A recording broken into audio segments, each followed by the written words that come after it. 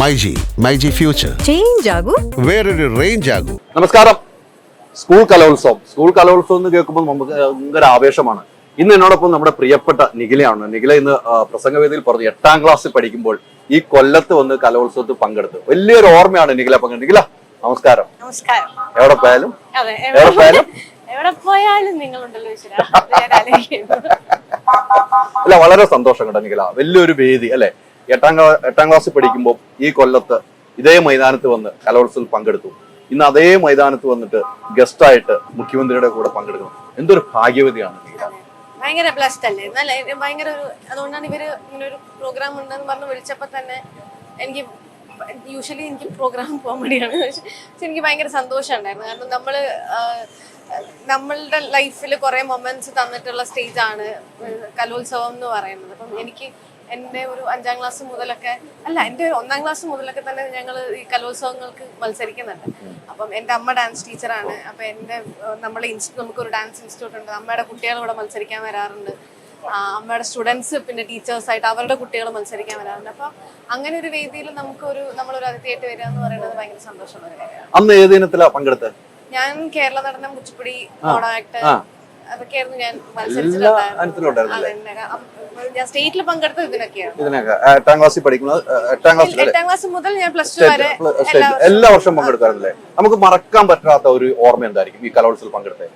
എനിക്ക് എല്ലാ കലോത്സവങ്ങളും ഓർമ്മയാണ്. എനിക്ക് ഏറ്റവും എന്നെ എക്സൈറ്റ് ചെയ്യിപ്പിക്കുന്ന ഒരു കാര്യം എന്ന് പറയുന്നത് ബാക്ക് സ്റ്റേജ് ആണ് കലോത്സവത്തിന്റെ. ഓരോ ആൾക്കാർ ഡാൻസ് കളിച്ച് വരുന്നതിന് മുന്നേ ഉള്ള പരിപാടികളും ഡാൻസ് കളിച്ച ശേഷമുള്ള കാര്യങ്ങളും ഒക്കെ ആകുമ്പോൾ അവരുടെ ഒരു ടെൻഷൻസും പുറകിലുണ്ടാവുന്ന കുറെ ഫ്രണ്ട്ഷിപ്പ് ഉണ്ട്. നമ്മൾ ആ സ്റ്റേജിൽ ഇങ്ങനെ ഓരോ അവസരത്തിന് വേണ്ടി കാത്തുക്കുമ്പോൾ എല്ലാ കുട്ടികളും കൂടെ ഒരുമിച്ചിരിക്കുമ്പോൾ ഓരോ ജില്ലയിൽ നിന്നും നമ്മൾ ഒരിക്കലും മീറ്റ് ചെയ്യാൻ സാധ്യതയില്ലാത്ത ആൾക്കാരെ നമുക്ക് കാണാൻ പറ്റും. അവരുടെ കൂടെ ഒരു ഫ്രണ്ട്ഷിപ്പ് ഷെയർ ചെയ്യാൻ പറ്റും. കുറെ ഇവിടെ നമുക്ക് എപ്പോഴും കലോത്സവം നമ്മൾ എപ്പോഴും യൂഷ്വലി കാണുന്നത് വാശിയുടെ ഒക്കെ ഒരു വേദിയായിട്ടാണ്.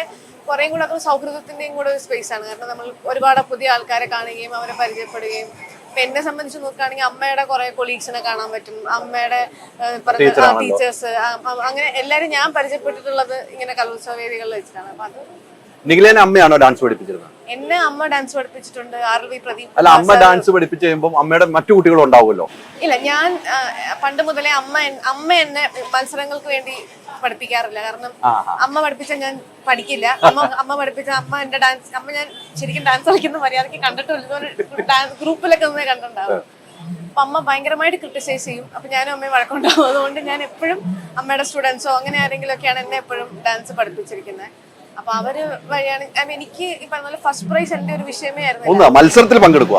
എനിക്ക് അമ്മ എപ്പോഴും പറയും എന്റെ മൂക്ക് സെക്കൻഡ് കിട്ടിയാലാണ് ഏറ്റവും സന്തോഷം. എനിക്ക് സെക്കൻഡ് ആണ് എന്നെ ഏറ്റവും സന്തോഷിപ്പിക്കുന്ന കാര്യം. എനിക്ക് സെക്കൻഡ് കിട്ടണം എന്നുള്ളത് മാത്രമാണ് എന്റെ ഒരു ഫസ്റ്റ്. ആരും ഉണ്ടായാലും എനിക്ക് പ്രശ്നമില്ല എന്നുള്ളത്. ഗ്രേസ് മാർക്ക് ഒക്കെ ഉണ്ടായിരുന്നു. ഗ്രേസ് മാർക്ക് അന്ന് ഗംഭീരമായിരുന്നു അവരാണ് നമ്മൾ പങ്കെടുത്താൽ അല്ലെ ഗ്രേസ് മാർക്ക്. പിന്നെ അതോടൊപ്പം മോണാക്ട് അല്ലെ. മോണാക്ട് വലിയൊരു അഭിനയത്തിന്റെ വലിയ മികവ് ചെയ്യേണ്ട.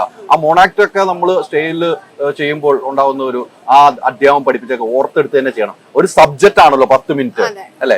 നമ്മള് ചെയ്യുന്ന സമയത്തൊക്കെ നമുക്ക് സ്റ്റേജ് കേറുന്ന ഒരു മൊമെന്റ് വരെ ഭയങ്കര ടെൻഷൻ ആയിരിക്കും. കയറി കഴിഞ്ഞാൽ ഇപ്പോഴും നമ്മൾ സിനിമയിൽ അഭിനയിക്കുമ്പോഴും അതേ സാധനമുണ്ട്. നമ്മൾ അഭിനയിച്ച് തുടങ്ങുന്നത് വരെ നമുക്കൊരു ടെൻഷൻ ഉണ്ടാവും. അപ്പം സിനിമ എന്ന് പറയുമ്പോൾ കുറച്ചും കൂടെ പരിചയമുള്ള ക്രൗഡിന്റെ കൂടെയാണ് നമ്മൾ ഷൂട്ട് ചെയ്ത്. ഒരുപാട് ആൾക്കാരുടെ മുന്നിൽ നമ്മൾ ഇങ്ങനെ ഒരു പെർഫോമൻസ് ചെയ്യുമ്പോൾ അതിനുള്ള ഒരു അപ്രിസിയേഷൻ കിട്ടാന്നൊക്കെ പറയുന്നത് സന്തോഷമുള്ള കാര്യമാണ്. 5 വർഷം കലോത്സവത്തിൽ പങ്കെടുത്തു. അതാണ് പറഞ്ഞത്. 5 വർഷം സംസ്ഥാന കലോത്സവത്തിൽ പങ്കെടുത്തു. അതിപ്പോ പറഞ്ഞു വെച്ചാൽ 15 വർഷത്തിന് ശേഷമാണ് കൊല്ലത്ത് വീണ്ടും ഈ കലോത്സവം. അന്ന് കലോത്സവത്തിന് വേണ്ടി ഞാൻ ഈ കൊല്ലം വേദിയിൽ വന്നിട്ട് അന്ന് ഞാൻ ഇന്ത്യ വിഷനിലായിരുന്നു. അങ്ങനെ ഒരു ഓർമ്മ എനിക്ക് ഈ കൊല്ലത്ത് വരുമ്പോൾ അന്ന് ഞാൻ ഇന്ത്യ വിഷനുള്ളപ്പോഴാണ് അന്ന് ഇവിടെ കലോത്സവം. അന്ന് നിഖില ഫേമസ് ഒന്നും നമ്മൾ കാണുന്നില്ല. പക്ഷെ നമ്മൾ കണ്ടുപോയിട്ടുണ്ടാവുന്ന മാത്രം. ആ മുഖങ്ങൾ ഓർക്കുന്നില്ല. അതേ വേദിയിൽ വന്ന് ഇന്ന് ഞാൻ നേരത്തെ ചോദിച്ചല്ല, മുഖ്യമന്ത്രി, വിദ്യാഭ്യാസ വകുപ്പ് മന്ത്രി, എല്ലാ മന്ത്രിമാരും എല്ലാവരും നിൽക്കുന്ന ആ നിഖിലയുടെ ഒരു മൂവ്മെന്റ് ഉണ്ടല്ലോ, പ്രേക്ഷകരുടെ മനസ്സിൽ ആഴത്തിൽ ഇഷ്ടപ്പെട്ടു എന്നാണ് എനിക്ക് തോന്നുന്നത്. കാരണം നിഖിലയുടെ പ്രസംഗ വാക്കുകൾ ഒരു മിതമായ രീതിക്ക് എല്ലാ കാര്യങ്ങളും പറഞ്ഞു പോയി എന്നുള്ളതാണ് എനിക്ക് തോന്നുന്നത്. ഈ സമയത്ത് പ്രേക്ഷകരോട് എന്താ പറയുന്നത്? ഈ പ്രേക്ഷകരോടൊപ്പം തന്നെ കലോത്സവത്തിൽ പങ്കെടുക്കുന്ന വിദ്യാർത്ഥികളോട് എന്താ പറയാനുള്ളത്? നമ്മൾ എപ്പോഴും ഞാൻ എൻ്റെ ഒരു എക്സ്പീരിയൻസ് എന്ന് പറയാനുണ്ട്. കാരണം ഞാൻ ഇത്രയും വർഷം കലോത്സവത്തിൽ പങ്കെടുത്തെന്നുള്ള ഒരു എക്സ്പീരിയൻസ് നമ്മൾ എപ്പോഴും കാണുമ്പോൾ ഈ പറയുന്നത് പോലെ ഭയങ്കരമായിട്ട് വാശി, ഭയങ്കരമായ മത്സരങ്ങൾ, ഭയങ്കരമായ എന്താ പറയുക ഇതിൻ്റെ ഇടയിലുണ്ടാകുന്ന വിദ്വേഷങ്ങൾ, അടിപിടി, വഴക്ക്, ഇങ്ങനെ ഒരുപാട് കാര്യങ്ങൾ നമ്മൾ കലോത്സവത്തിൻ്റെ ഭാഗമായിട്ട് കാണാറുണ്ട്. ഇതൊക്കെ ഇവർ പേഴ്സണലായിട്ട് എടുക്കുന്നതിൻ്റെ ഒരു ഇതാണ്. നമ്മളെ പൊതുവിദ്യാഭ്യാസ വകുപ്പ് നിർദ്ദേശിച്ചിരിക്കുന്നത് കുട്ടികളുടെ സർഗ്ഗവാസന വളർത്താൻ വേണ്ടിയിട്ടുള്ള ഒരു ഇതായിട്ടാണ് നമ്മുടെ കലോത്സവങ്ങൾ ഉണ്ടാക്കിയിരിക്കുന്നത്. അപ്പം നിങ്ങളുടെ പാഷനെ ഫോളോ ചെയ്യുക. നിങ്ങൾ ഇവിടെ നിന്നായിരിക്കാം നിങ്ങൾക്ക് ഇഷ്ടമുള്ള കാര്യങ്ങൾ എന്താണെന്ന് നിങ്ങൾ തിരിച്ചറിയുന്നത്. അപ്പം അതിനെ ഫോളോ ചെയ്യുക എന്നുള്ളതിൽ കവിഞ്ഞിട്ട് ഈ പറയുന്ന കാര്യം ഇതൊന്നിൻ്റെയും തുടക്കം അല്ലെങ്കിൽ ഒന്നിൻ്റെയും അവസാനം അല്ല എന്നുള്ളതാണ്.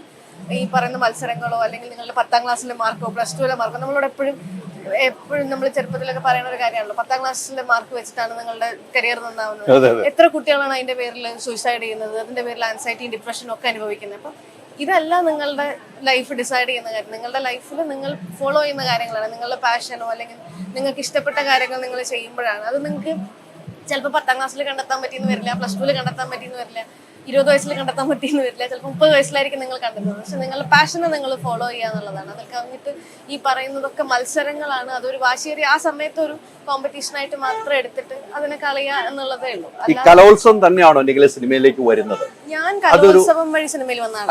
അല്ല അങ്ങനെ കുറെ ആർട്ടിസ്റ്റുകളുണ്ട് കലോത്സവം വഴി. ഞാൻ കലോത്സവം വഴിയല്ല സിനിമയിൽ വന്നത്.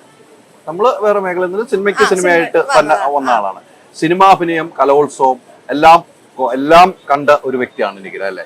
ഇപ്പൊ സിനിമയിൽ ഇപ്പം എനിക്ക് ഏറ്റവും സന്തോഷം, നാളെ നിഖിലയുടെ ഒരു വെബ് സീരീസ് റിലീസാണ്. അതിന്റെ ഒരു തിരക്കിന്റെ ഇടയ്ക്കാണ് ഈ കലോത്സവ വേദിയിൽ വന്നത്. നമുക്ക് നാളെ ഇറങ്ങുന്നതിന്റെ ഒരു ടെൻഷനൊക്കെ ഇല്ല? പേരല്ലൂർ പ്രീമിയർ ലീഗ് എന്ന് പറഞ്ഞിട്ട് ഡിസ്നി പ്ലസ് ഹോട്ട്സ്റ്റാറിൽ വരുന്നുണ്ട് സീരീസ്. അപ്പൊ അത് നാളെ അതും കൂടെ പ്രേക്ഷകർ അറിയണമല്ലോ. സ്ട്രീം ആവുകയാണ്. ഒരു ചെറിക്ക് ഒരു വടിക്ക് 2 പക്ഷി എന്ന് പറഞ്ഞാലേ കിടക്കട്ടെ അല്ലേ? നടക്കട്ടെ, അതാലോ എനിക്കിഷ്ടം. എന്തായാലും നിഖില ഒത്തിരി സന്തോഷം. നിഖില വളരെ സുന്ദരിയായിട്ടുണ്ട്. സാരിയെ കൊടുത്തി വന്നു. ഞാൻ സാരി കൊടുത്ത് ഇതുവരെ കണ്ടിട്ടില്ല. ഒരു സ്ഥലം പറയാം, ഞാൻ ഇതുവരെ കണ്ടിട്ടില്ല. ഞാൻ സാരി കൊടുത്ത് വരാറുണ്ടല്ലോ ഫംഗ്ഷനൊക്കെ. ഏത് മഴ ഈ ഇടയ്ക്കൊന്നും ഫംഗ്ഷൻ പട്ട് സാരി കൊടുത്ത് വരുന്നത് കുറവായിരിക്കും. സാരി സ്വന്തം കൊടുത്തു അതോ? ഇല്ല, എനിക്ക് സൗണ്ട് അമ്മയുടെ സാറിന്റെ മേക്കപ്പ് ആർട്ടിസ്റ്റ് ഉണ്ട്, അവരൊക്കെ സാറിന്റെ നല്ല ജിമിക്കി. ഈ പാട്ട് ഇപ്പൊ ജിമിക്കി കമ്മലിന്റെ പാട്ട് ഓർമ്മ വരും അല്ലെ? അല്ല, എന്തെങ്കിലും വേണ്ടെന്ന് ഓർത്തിട്ടാ, എന്തെങ്കിലും നമുക്ക് വേണമല്ലോ, അത് വേണ്ട. നിഖില ഒത്തിരി സന്തോഷം കേട്ടോ എനിക്ക്. എന്തായാലും ഈ തിരക്കിന്റെ ഇടയ്ക്കും പോകുന്നിടയ്ക്ക് ഞാൻ വന്ന് കണ്ടപ്പോൾ തന്നെ നമ്മുടെ സ്റ്റാളിലേക്ക് വരികയും ചെയ്ത് ഒത്തിരി സന്തോഷം. ഈ കലോത്സവം ഏറ്റവും നല്ല രീതിക്ക് നടത്താൻ സംഘാടകർക്കും കഴിയട്ടെ, മത്സരാർത്ഥിക്ക് നല്ല മികവുണ്ടാക്കാനും കഴിയട്ടെ. 62 കലോത്സവം ഒരു പേരുദോഷമില്ലാതെ തീരണമെന്ന് നമ്മളെല്ലാം ആത്മാർത്ഥമായി ആഗ്രഹിക്കുന്നു. ഇനിയുള്ള യാത്രയും നിഖിലയുടെ സുഖമാകട്ടെ. ഇനി നല്ല സിനിമകൾ ചെയ്യുക, പ്രേക്ഷകരുടെ മുമ്പിലേക്ക് വരിക. നിഖില ഒത്തിരി സന്തോഷം. Thank you.